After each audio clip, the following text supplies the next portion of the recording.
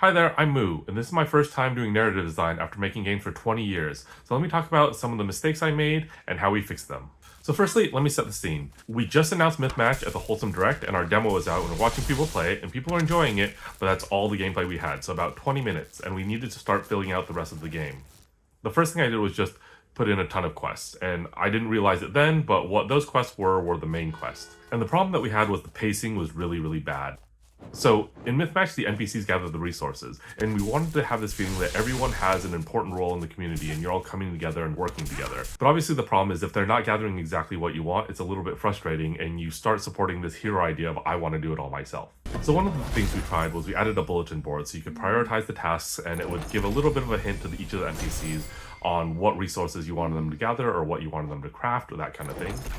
The other thing we did was we removed a lot of quests, but we also streamlined the ones that we had so the resource requirements are lower, so it would just flow a little bit better. So while this was better, we did realize this wasn't the final solution. So I took a little bit of a break and I started adding some of the side quests because we knew that on top of the main quest that we had for Artemis and her storyline and the whole thing with the gods and the mortals and those relationships, we also wanted to get to know the mortals a little bit more. Again, it's a game about community and relationships, and we wanted to make sure that each of the mortals had some kind of storylines to tell more about their personality and build more of a connection with them. So one of the goals for all the side quests, what we call them heart quests, is that I wanted them to be very specific to each character. I wanted to each quest and each quest requirement to show something you learned about them and their specific needs as an individual. So the example that I always gave is I found a random Tumblr post, and it was about if you ever think someone's too weird, someone told their friend that anytime they get overwhelmed, they hide under the desk until they feel a little bit better. And one day they had, a really hard day and they were under their desk staring up at the top and they found some, I think it was beef jerky or salami pieces or something like that taped to the end of the desk. I think there was a message that said something like, how you doing, handsome, or something like that. And I feel like that really exemplifies that salami taped under a desk isn't a general solution to many problems in life. And you really would have to know this person, that they hide under desks, that kind of stuff to be able to deliver this quest item. So we really wanted to focus on that kind of stuff for the heart quest. So I was really struggling with the pacing on the main story, but the heart quests, we just said, okay, let's start putting some of them in. So once we had a few of those heart quests and we started playing through, the main quest pacing issues kind of disappeared. Because if you were blocked on the main quest, you could always just go and do one of the side quests until the resources came in for that main quest, and it kind of just dissolved these things. But we had another problem suddenly, and the problem was that everything was a mess. And basically, it was like, oh, this main quest would trigger this side quest, and this side quest would have to wait on this one, or the resources weren't available for this. So it reminded me of when I started learning how to program, and you have this problem called spaghetti code, where basically everything is such a mess and so interrelated in such a non-systemic way that every time you touch one thing, something totally different is going to break. And every time I tried to adjust anything, things just kept breaking from like a logical perspective, but also like a gameplay feel pacing perspective. So that's when we realized we needed some more structure, some more rules, some more restrictions. And so I've often heard the edict that restrictions will set you free. And I think that was exactly the situation that we were in. So we kept it so that main quests could have dependencies on other main quests and that kind of thing. But for heart quests, we decided that each character would just have a 5-step heart quest that went in order and didn't depend on the main quest or other heart quests.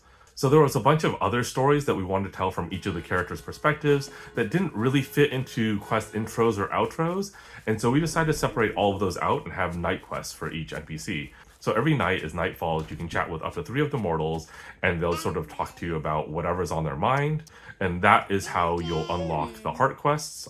We also have bear hugs that you can give them to speed that up a little bit. But yeah, this structure really made it so we could move forward and Albertine and I could work on different quest lines at different times and not worry about the interactions between them and the main quests and all that kind of stuff. And I'm sure there are people who thrive on this kind of environment where you have a lot of interlocking stuff and you have this really interesting thing if you do these things in this order or whatever.